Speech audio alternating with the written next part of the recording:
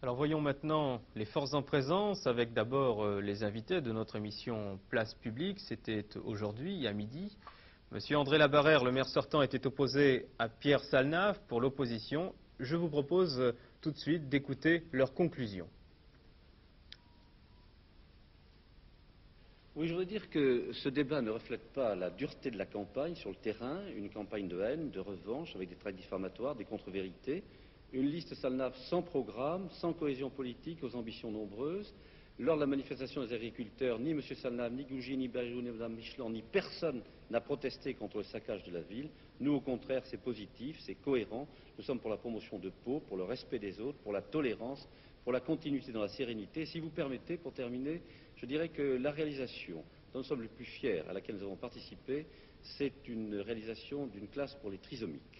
Et voir ces petits Mongoliens évoluer dans la cour d'école et adoptés par leurs camarades, je crois que c'est la plus belle image que je retire de ce deuxième mandat, c'est l'attention aux autres, aux handicapés, car nous sommes tous des handicapés à quelque titre que ce soit, et d'avoir donné à cette ville un aspect plus humain, plus serein. Pau a changé, et nous espérons tout simplement, et nous sommes persuadés que ça changera encore, car ce sera la continuité avec le renouvellement et dans la sérénité.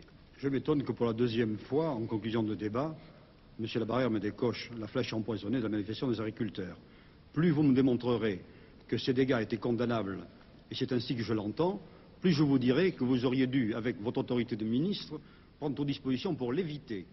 Car j'ai connu dans ce département 10 préfets, dont plusieurs ont cohabité avec des ministres issus du lieu, et jamais un préfet n'a pris une décision difficile sans avoir l'accord du ministre. Je ne peux pas croire qu'en l'occurrence, vous n'ayez pas été consulté sur l'opportunité de faire évacuer les docks de Bayonne. Ceci étant dit, je constate que dans cette ville, il n'y a pas de haine ni d'esprit de revanche.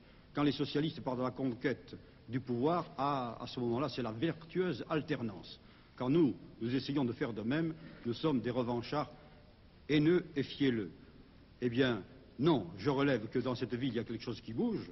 Ce qui vous surprend, c'est qu'une large fraction d'un électorat qui jusque-là ne s'était pas manifesté, Je ne suis pas surpris du tout, est aujourd'hui mobilisé, et il a reconnu en nous, non pas des notables caricaturés, mais des militants, des gens qui ont des convictions, et c'est parce qu'ils ont reconnu cela en nous qu'ils nous aident, et c'est parce qu'ils nous aident que certainement nous arriverons au résultat que nous recherchons.